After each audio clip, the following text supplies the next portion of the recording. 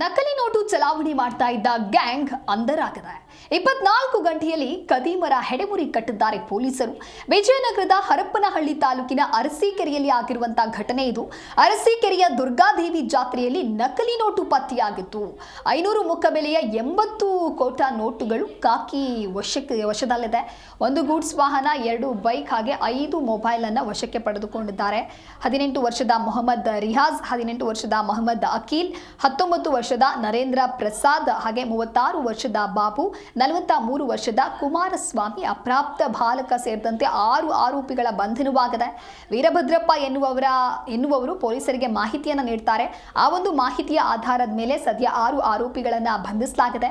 Arsikere police ಠಾಣೆಯಲ್ಲಿ ಒಂದು ಪ್ರಕರಣ ದಾಖಲಾಗಿದೆ.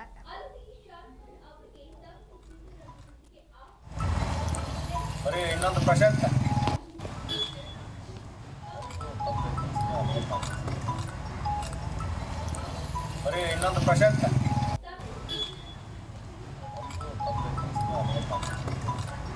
ಇನ್ನು ನಕಲಿ ನೋಟು ಚಲಾವಣೆ ಮಾಡ್ತಾ ಇದ್ದಂತಹ ಗ್ಯಾಂಗ್ ಅನ್ನು ಬಂಧಿಸಲಾಗಿದೆ.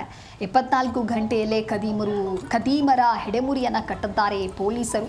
ವಿಜಯನಗರದ ಹರಪನಹಳ್ಳಿ ತಾಲೂಕಿನ ಅರಸೀಕೆರೆಯಲ್ಲಿ ನಡೆದಿರುವಂಥ ಘಟನೆ ಇದು.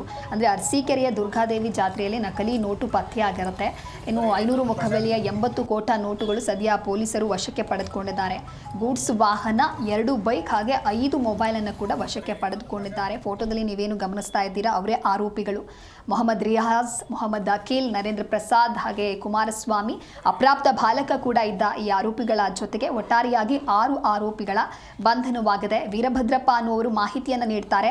ಅವರ ಒಂದು ಮಾಹಿತಿಯ ಆಧಾರದ ಮೇಲೆ ಪೊಲೀಸರು ತನಿಖೆಯನ್ನು ನಡೆಸಿ ಹೋಗಿ ಇವರನ್ನ ವಶಕ್ಕೆ ಪಡೆದಿದ್ದಾರೆ. ಅರಸೀಕೆರೆ ಪೊಲೀಸ್ ಠಾಣೆಯಲ್ಲಿ ಒಂದು ಪ್ರಕರಣ ದಾಖಲಾಗಿದೆ.